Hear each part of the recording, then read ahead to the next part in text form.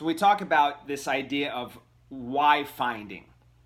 So why finding is, how do I get my why constantly building up in me to where it's spilling out and I'm impacting my team, I'm impacting my constituents, in this case my patients. It's flowing out into the community to where I'm an influencer. And so I call that why finding.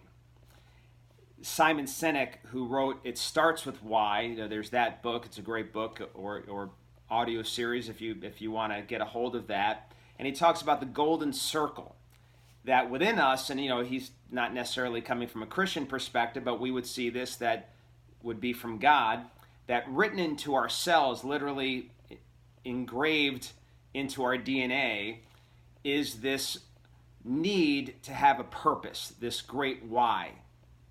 I heard a story once where there was one of these dog tracks here in Florida, and they have these electronic bunny rabbits, which is what the dogs chase to go around the track for these greyhound races. And one time the electronic bunny rabbit blew up. Something went wrong with the system, and the dogs all of a sudden had nothing to chase. And so some of the dogs laid down on the track and just took a nap. Some other dogs ran into the infield. Others stood there and looked into the crowd at the people and just started barking at the people. And what I thought of when I heard the story was, this is mankind when we have nothing to chase after, when there's no purpose to follow. So there's got to be something deep within us that we're chasing after, and that's what we bring to our patients. So when you look at a Dr. Schiffman or a Dr. Vaught, I got a chance to spend time with Dr. Vaught and Xavier, the Evoke guys, and they're really on a mission to help support and grow, these minority communities within chiropractic, not just to build them up and make sure they're more successful, but to go save the lives of people in minority communities that don't believe their lives can be saved. I've done a lot of work in inner cities, and a lot of people just believe, based on their situation, based on their genetics, based on their heritage and their culture, there's no way for them to succeed.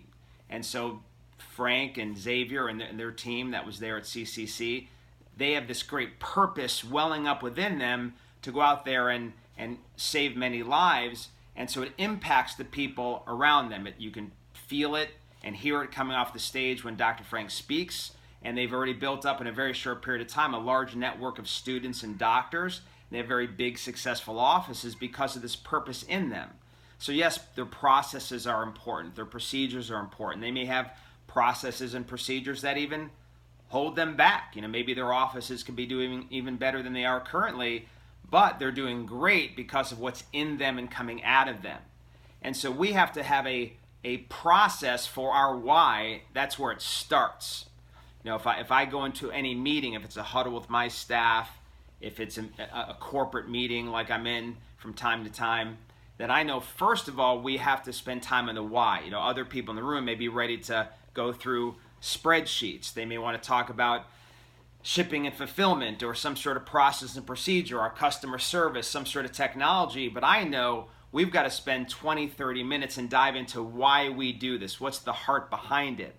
So whether you're a team member watching right now, whether you're a doctor, what does that part of the process look like for you each week? And I'll just share what mine has been for many years. One thing you'll see from me every week is you'll see a lot of content going out. So I could tell you that on Monday for 30 years, I've been making sure that on Sunday or early Monday morning, I've put together my first newsletter for the week that's on my mission. It's about my why. And what that does is, yes, it's something that I want to get out to everybody I work with to inspire them to stay on board with what God is doing. Hopefully I have aligned myself with what God is doing, and I'm on God's side and not just simply praying for Him to be on my side. And I want to share that why with people. But first and foremost, what's it doing? It's taking me out of the weekend, which, we've, church and family and hobbies that have occurred over the weekend, and getting my why going again, getting me refocused and back on purpose, ready for the week. If I don't do that newsletter, I don't have nearly as much why. a recent phone call with 3 students that wanted to know, they were at CCC, and they wanted to know, how do we see those kinds of miracles? How do we see the cancer patients? How do we see the heart disease patients? How do we see, bones healing that are popping out of legs like Dr. Shippen shared? How do we see that?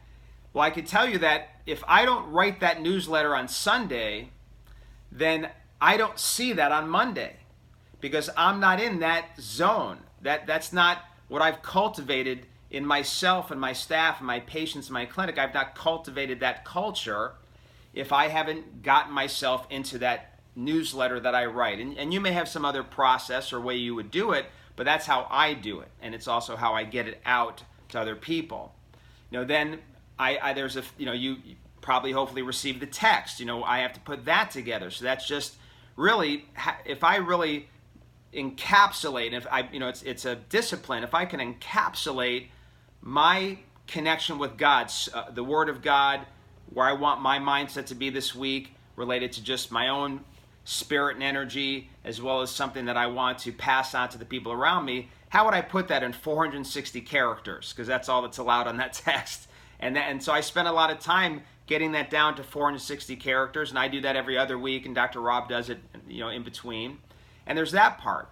Then on Wednesday, I do a video, and there's something else that I write. There's another letter that goes out, and that one's actually more practical. And that's part of just growing me. I mean, you heard, even Dr. Pete, who's a pastor primarily at this point, a very spiritual guy, but you heard him talking about the HPA axis, and you heard him talking about adaptogens, and you heard him talking about neurology. That there's this, we have to evolve ourselves scientifically and improve ourselves, just functionally, to become better doctors, physicians, and team members that are getting people well. So I write a very functional, scientific letter every Wednesday. And that forces me to just keep getting better as a physician. If I want to be on God's side, and God's going to use me, and I'm going to be available, then I have to be good. I have to be good at my technique. I have to advance my science, my understanding. I've got to become a more and more of an expert on a regular basis to even feel like, we're talking about identity, but it's hard for me to say I'm God's mighty warrior. I'm more than a conqueror. I'm somebody who's working all things out to my good for big plans and a huge future. It's hard for me to identify with that if I know that I'm not necessarily that good. And I've been there. When I first built my 1,000-a-week practice initially, our technique wasn't good. We were not consistent in our processes when it came to spinal correction. And I hated when somebody asked for a re-x-ray. We didn't even have a re-x-ray in the plan, because that was rolling the dice. I didn't want to see that re-x-ray. So I hated when somebody else asked for one. And so I knew that, I'm trying to build my identity in Christ and feel like God has called me to Central Florida to transform it. But candidly, I didn't feel all that good at it. Eventually, I also didn't feel all that good at the business side. So I went and educated myself and hired coaches and was an excellent student and built up my spinal correction skills and got certified in multiple techniques and brought in people that helped me with the business side and got coaches and become great at that, so that I could really be on God's side and part of the next big tidal wave of God as one of his leaders, as part of his army that's out there looking to transform the world.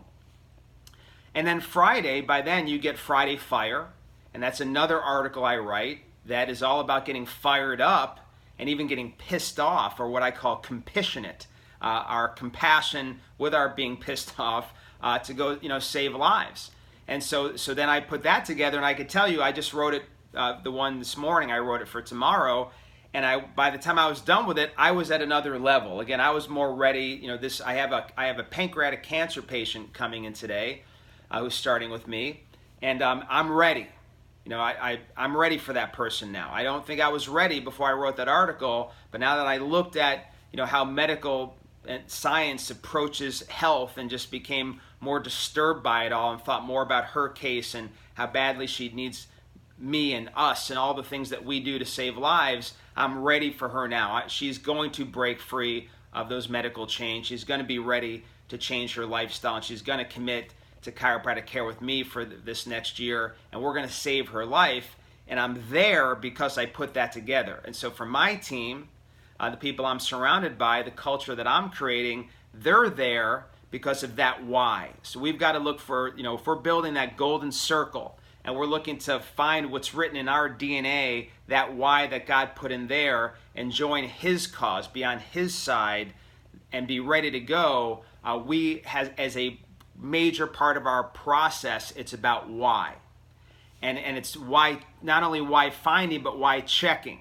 I don't want to go into the office. I don't want to go into a shift. I don't want to go into any part of any week or day or with any particular patient to serve God and my why is off. So you've got to check your why.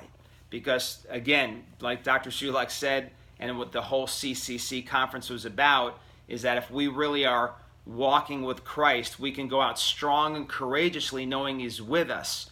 If we're on God's side and we're part of what he's doing, we could be confident that we're moving in authority and we have all power that's with us and within those patients to make miracles happen. You'll get the kind of office you always dreamed of. So let's get committed to a process, not just something that's in our head or something we got excited about at one particular seminar, morning, or event. Let's make this part of our process, 7 days a week.